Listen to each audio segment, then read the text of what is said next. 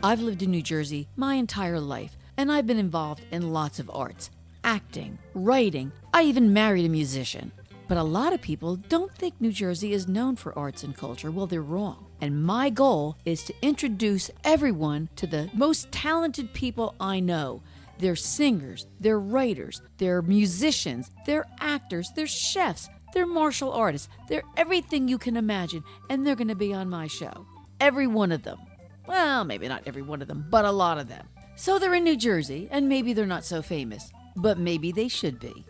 I'm Lucille Sapio, and this is Not So Famous in New Jersey. When you go away to college, one of the hardest things to deal with is finding new friends and trying to fit in, which is what everybody else is trying to do. I was lucky enough, I think on my very first day at Rutgers University, Livingston College, to meet my guest today, Andrea Lyon. Now, Andrea is an incredible criminal defense attorney who's written several books, but her reputation is way more complex than that. She was the deputy public defender in Chicago for many years. She was instrumental in getting the death penalty overturned in Illinois by Governor Ryan. The Chicago Tribune named her the Angel of Death Row. She's been a law professor, dean of a law school, and now she has a thriving private criminal defense practice. But more important than anything, she's a really fascinating person and one of my very best friends. Hello, Andrea. Hey, how are you? Now, Andrea and I have known each other for a long time. In fact, she's my best friend from college, but she's known for other things as well. That is the most important thing, though, Lucille. Yes. Andrea is a very well-respected criminal defense attorney. In 2015, she was awarded Operation Push's Reverend Dr. Martin Luther King Jr. and President Lyndon Johnson's Dreammakers Award. What is that for? That's an award that's given to somebody who is contributing in some major way to civil rights. So Andrea is a nationally recognized expert in the field of death penalty defense. But we're not really talking today about being a criminal attorney, although that is a huge part of her life. But we're going to be talking to her about the books that she's written, because she has been a very prolific writer. Not fiction, although some of it may seem like fiction when you read it. Yeah. She is the first woman to serve as the lead attorney in a death penalty case, and a very accomplished author. Now, Andrea, your first book, if I am remembering correctly, was a book called The Angel of Death Row. My Life as a Death Penalty Defense Lawyer. That's correct. So this was more of a memoir than a legal book. Yes. I mean, I had written legal books before, textbooks, law review articles, things like that. But this was the first foray into what might be referred to as popular nonfiction. I know this, but I'm sure none of my listeners do. The reason that you named this book, The Angel of Death Row, is because that is what the Chicago Tribune called you. They wrote a big article about me in the mid-90s when I was running the agency that represented all the death row inmates in Illinois. And so the publisher wanted me to use that that name for the memoir, and I acquiesced, but it's a little embarrassing. I don't really think of myself as particularly angelic. Well, the reason they called you the Angel of Death Row is because you only worked with death-eligible cases. Mm-hmm. And in every case you worked on, 19, every one of your clients did not get the death penalty. Yes, that's right. So that's what makes you the Angel of Death Row. I suppose, but I had to put up with an awful lot of teasing, I got to tell you, about Yes, and little angel wings taped on my office door and things believe like me, that. I went to college with her. She's no angel. True.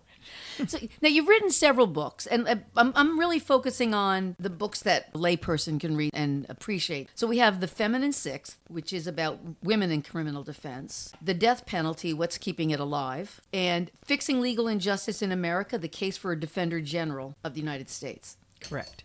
Of these books, which do you feel could potentially have the most impact? The one that I hope has a great deal of impact is one that I just published not quite a year ago, which is the Fixing Legal Injustice one, where I am kind of telling the story of the criminal justice system through examples from my own experiences and from those of others that I know, and arguing that we have to do something to fix the criminal justice system in which there has never been a voice for the defendant, for the poor, for the accused. Every time there's any kind of legislation that's passed on the federal level, any kind of fundraising, any of all of that sort of thing, the only people that are at the policy table are politicians, prosecutors, and police. Never The three us. Ps. Yes. And so, for example, if I or someone like me had been able to communicate with those who were considering the 1994 crime bill that infamously really started mass incarceration, we could have told you what was going to happen.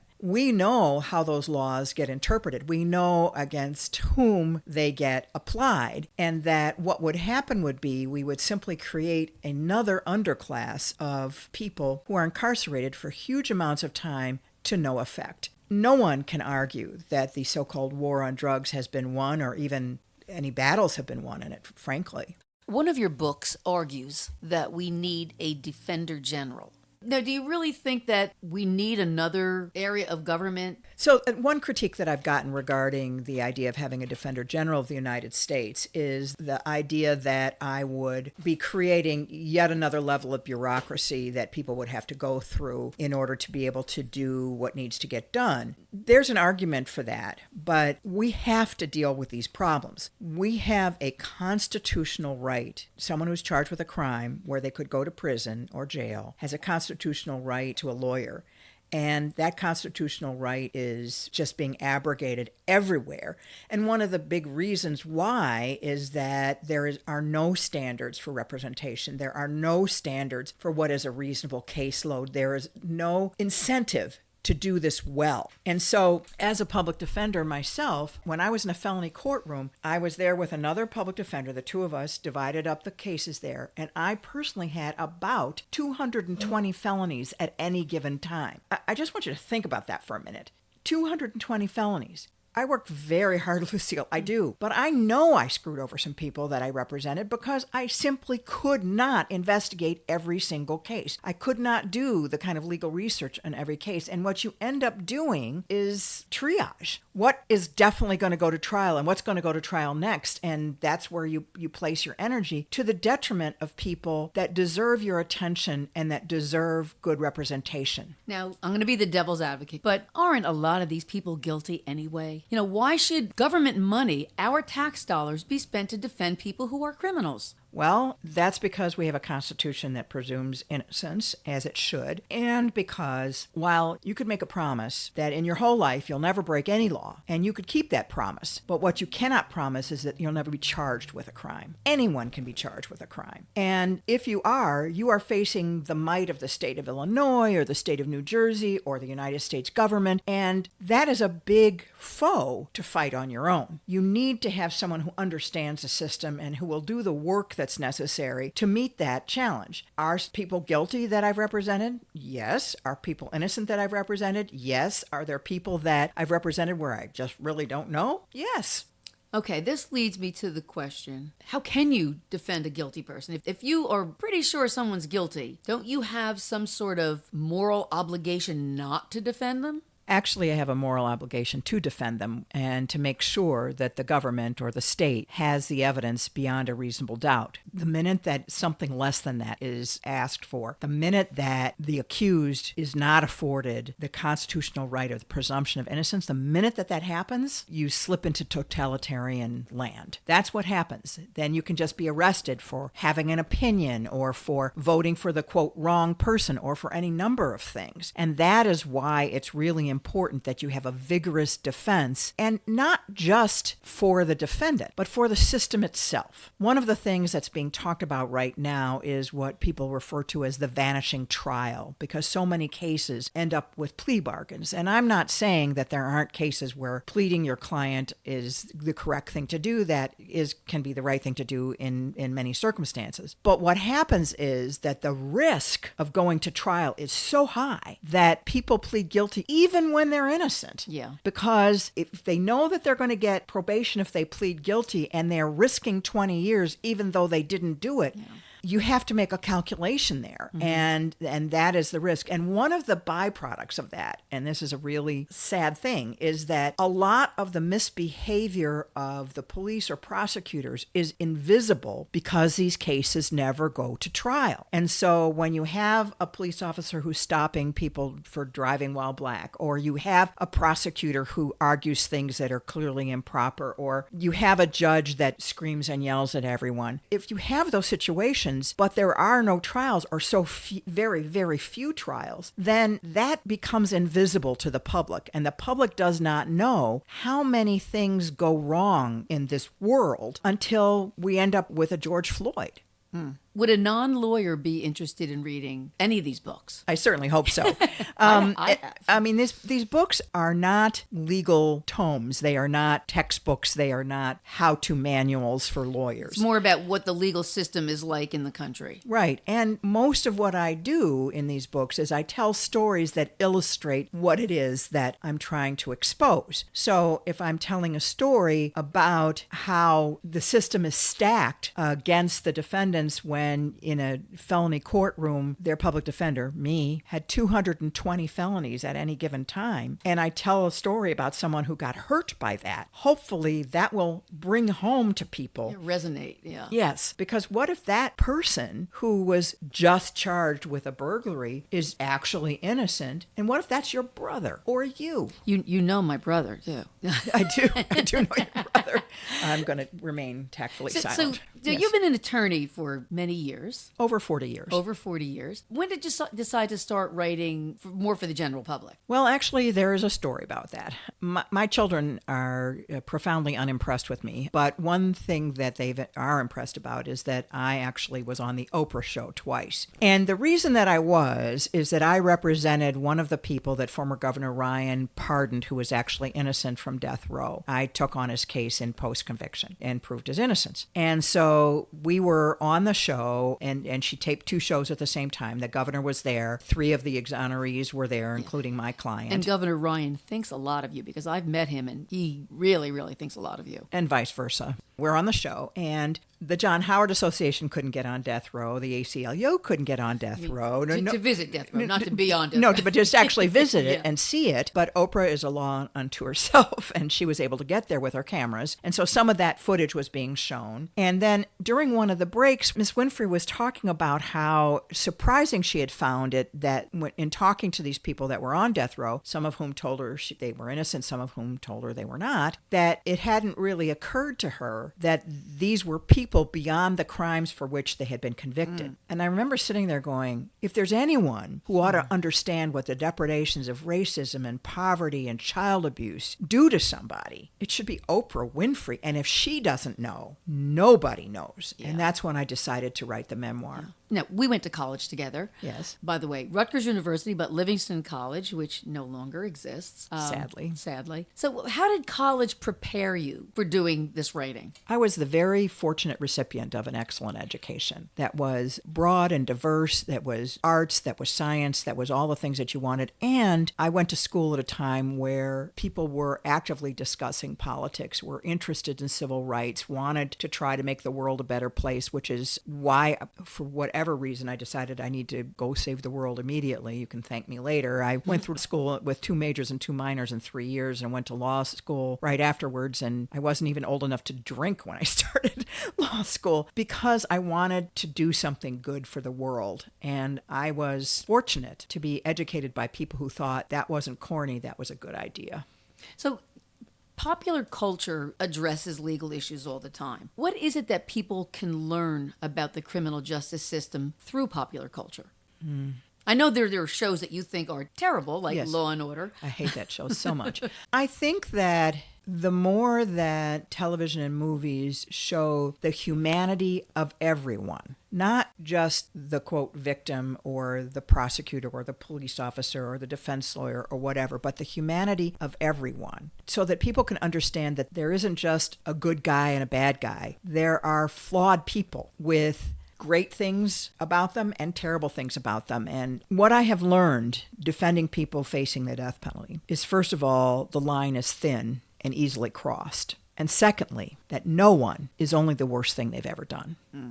Talking a little bit more about popular culture. We know what probably your least favorite lawyer show is. What is your most favorite? What show about the law is one that you really liked? Well, there have been a few over the years. Until it jumped the shark, I really liked The Practice. I thought it was very good. Oh, and let's not forget, the Cameron Manheim character was based on Andrea Lyon. Well, I think that it was. One of the writers knew me, and And she used some of your closing arguments in the show. they did. The new Perry Mason show on HBO is excellent and does a good job of showing how nuanced and complex all of these human things are. Of course, I loved, and how could you not, How to Get Away with Murder, because I was just going to say that. Well, and frankly, Viola Davis could read the phone book and I would listen. So I mean, that's just how I feel about her. That being said, an awful lot of the shows boil things down to the lowest common denominator. Right, because that's television, yeah. Yeah, that's television, and it's hard to tell a long story that's not a soundbite, but it's what we should be doing. Yeah. Anyone that's seen the movie The Fugitive, in that movie, Harrison Ford is Richard Kimball. He's charged with murdering his wife, and he keeps saying this one-armed man actually killed his wife. And at the very end of the movie, they end up finding the one-armed man, and they arrest him, and then he's exonerated. Now, tell us what is totally unrealistic about that ending. Well, what's unrealistic is that you cannot get a new trial or your charges overturned if you got a fair trial in the first place and there were no legal mistakes made, which there didn't appear to be in the trial against Dr. Kimball character, which would mean that even though he was factually innocent, that he would likely have spent the rest of his life in prison, which I know makes no sense to most people. But there are huge barriers in the way of trying to prove innocence once the train has left the station. Once there's been a conviction, undoing damage is extremely difficult. There are 2 states that do allow you to present evidence of actual innocence in what's called collateral review, that is after the appeal is over. And those 2 states are New York and Illinois. Everywhere else, innocence is irrelevant. And in fact, the Supreme Court just made a decision which they said exactly that. It's irrelevant. Yeah, innocence is irrelevant. Isn't that an interesting concept? Yeah. It is. So your mother was an acting coach, correct? Acting teacher? Yes, she was head of the theater department at Roosevelt University. She was director and actress. How is being in court like acting? Well, you have to keep everyone's attention, which requires thinking about how you present as well as what you present. So that part of it is similar. I have found that juries and even some judges respond to sincere expressions of emotion, which I think are in court whether we want them in court or not, so we should pay attention to how people are feeling. I also think, though, that some of what's difficult about trying a case, I just finished a multi-defendant, multi-homicide case that took 2 months, and what's difficult about it is that it is not fast-paced the way that television is. And I don't know if you've noticed this or not, Lucille, but like if they're showing a conversation, say, between you and me on television, if you'll notice, they have, they'll have the camera behind me looking at you and the camera behind you looking at me, and the camera jumps around a lot. And the reason that they do that is that if the camera angle doesn't move, people change the channel.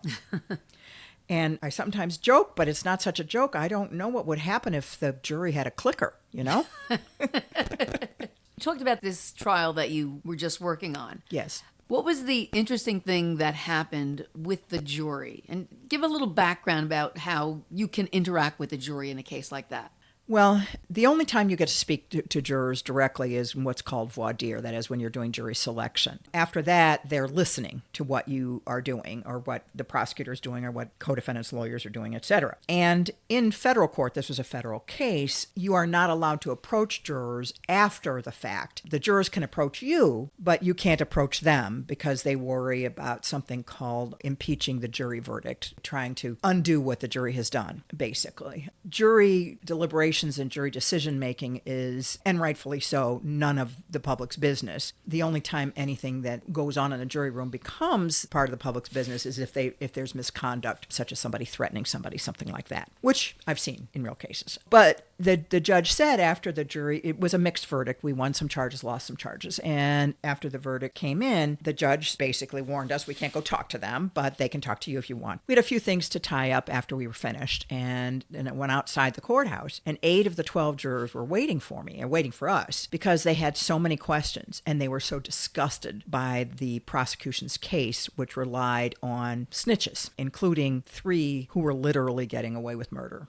I mean, to me, that was maybe the best jury because I've had some really wonderful experiences with juries. Let me give you an example that might sort of talk a little bit about how our own prejudices can get in our way. if that's okay. So I'm trying a case, and my client is African American, gay, and in a battered relationship with someone. Okay, few problems. And this was some years ago when people were not out very much. And he had ended up killing his boyfriend, live-in lover, in an act of real self-defense. But I was worried because I've got a jury, I've got race to deal with, I've got homosexuality to deal with, I have the whole battered spouse syndrome thing to deal with. And murder. And murder, Yeah. right. So I have all those things before I can even get anywhere near self-defense. And so I'm trying to figure out how to get this going. I was very worried, as you might imagine, about how prejudice was going to play into all of this. So I looked around my potential jurors and I picked out, based on my own prejudices and my own stereotypes, someone who I thought would probably hate my client anyway. He had on the flannel shirt with a cigarette pack wrapped up in the sleeve, and he had on a cap, and he lived in one of the suburbs in Chicago that I think you had to pass a test to show how racist you were to get in. I mean, it was just, he was like absolutely not a good defense juror, speaking demographically and with stereotypes. So I figured, okay, I'll use him. So I start asking him questions about homosexuality. I start asking him questions about battered spouse syndrome and race. I'm asking him all these questions. And at a certain point, he starts to get this look on his face like, what, am I on a television show? Like, what is going on? And I said, I bet you're wondering why I'm asking you those questions. And he said, little lady, which was funny all by itself because I'm 6 feet tall. But anyway, he said, little lady, I was wondering that. I said, well, let me explain. I said, now the prosecution's going to disagree with me here, but we believe we have a very good case of self-defense. But my client is gay. He goes, yeah, I got that. And I said, and he's in a battered relationship with the person he's charged with killing. So, okay, I got that. And he's black. I can see that, he tells me, right? And I said, and I'm worried that all of those things are going to get in the way of you being able to think about whether this is self-defense, whether he had a right to defend himself or not. And so there was this moment of silence, and I said to the guy, I said, should I be worried? And he said, oh, yeah, you should definitely be worried. And he turns to another juror that I guess he knows from the same suburb or whatever, goes, Joe, you don't like those faggots. You don't. You need to, he takes over and he starts doing a lot of my jury selection for me. That's perfect. Right? I know. And we kind of get on this roll and we're asking all these questions because I just want to have a jury that could hear the defense. That's what I'm looking for. If they can't hear it because they can't get past their biases, then I'm in trouble. Yeah. So when it comes time to, there's two kinds of challenges. Challenges for cause, if somebody knows someone in the case or something like that. And then you have a certain number of peremptory challenges where you can just challenge someone because you don't think they can be fair or whatever. And I know the prosecution thought I was going to excuse him, but I didn't. Because I felt he had somehow become an advocate. And he actually listened to you. Yeah, he did. And he got interested in the whole thing. Yeah. So I kept him. He was my foreman. And it was a 45-minute acquittal. Whoa. So, yeah. Yeah. That's the thing. If there's a real difference between hearing and listening. There's a big difference. Yeah. Unfortunately, in my profession, the difference between hearing and listening is a problem. We are much better at speaking than we are at listening to what people have to say, and we don't always make sure that we understand what someone is saying. And a simple example would be, Lucille, you're like 5'4", 5'5", something like that, right? Yeah. And so if you said someone was short, that would probably mean someone closer to 5 feet. But I'm 6 feet. And so if I say someone is short, I might be talking about you. Yeah. Okay. And so you have to take into account that people have different perspectives and make sure that you're understanding what they're saying and understand that most people think visually, not in the linear way that lawyers do. Yeah. If you weren't an attorney, what do you think you would be doing? Making trouble in some other kind of way.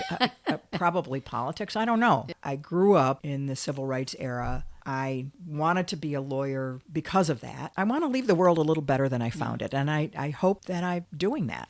And speaking of leaving the world a little better, let's talk about your book, The Feminine Sixth.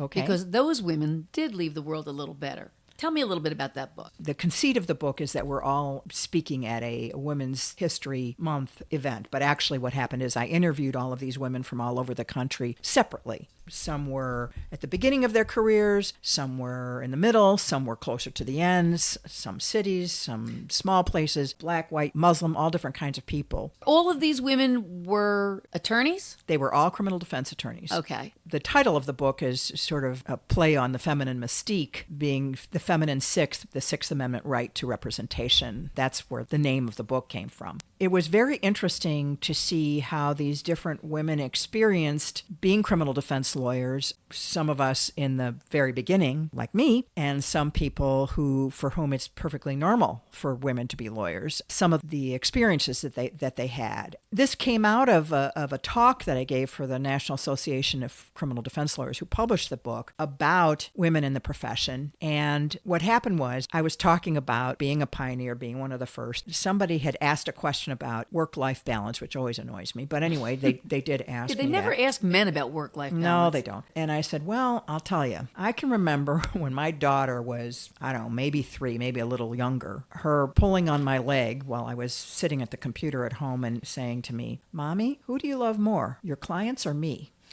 Yeah. Of course, I told her it was her, but there's that pull. Like, you either have to be a monk and do nothing but work, or have a family. You can't do both. And I just don't accept that. I do not. What are some of the things that made it a little more difficult for you, or just made it different for you than a man who was a criminal defense attorney? I was the only woman in the homicide division of the public defender's office for a very long time. There have been plenty of women since, but I was by myself for quite a while. And my first day there, I had gone to court, on some cases that I'd inherited from a lawyer who had burnt out. And when I came back, someone had taped pictures of dead, naked women, autopsy pictures, above my desk. Welcome. So one of the things I learned to do to strike back and protect myself was to use humor. And so I went out of my office into the sort of central area where the secretarial and other staff sat. And I said, okay, someone got mixed up and put pictures of their girlfriend up in my office. And I'm going down to the cafeteria to get some coffee. And when I come back, please get your pictures. And I tried to act like it didn't bother me. Of course, it did. Uh-oh, you're grinning. If I were to commit a serious crime, what advice would you give me? Before or after? After. Okay, because before I got to report you. Well, yeah, no. I got to report you. If I've committed a serious crime, well, if I'm planning to commit a serious crime, or I'm thinking about committing a serious crime, are there any things that I should keep in mind? Well, I say this a little tongue-in-cheek, but if you're going to commit a crime, do it alone. Don't tell anybody, and please don't talk to the police. Just call me right away.